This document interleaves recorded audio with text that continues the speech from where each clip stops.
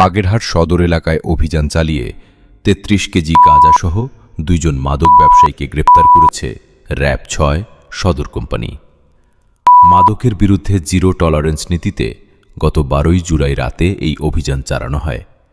গোপন সংবাদের ভিত্তিতে প্রথমে বাগেরহাট পৌরসভার দশানী এলাকা থেকে ১১ কেজি গাঁজাসহ আসামি মিঠু মণ্ডল এবং ইয়াসিন ফকিরকে হাতে নাতে গ্রেপ্তার করা হয়।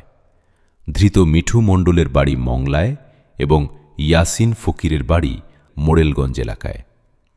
পরে আসামিদের দেওয়া তথ্যে কাড়াপাড়া ইউনিয়নের ফুলতলা এলাকায় মিঠুর বসতঘরে দ্বিতীয় দফায় অভিযান চালিয়ে আরও ২২ কেজি গাঁজা উদ্ধার করা হয়। আসামিদের বিরুদ্ধে মামলা দিয়ে বাগেরহাট সদর থানায় হস্তান্তর করা হয়েছে।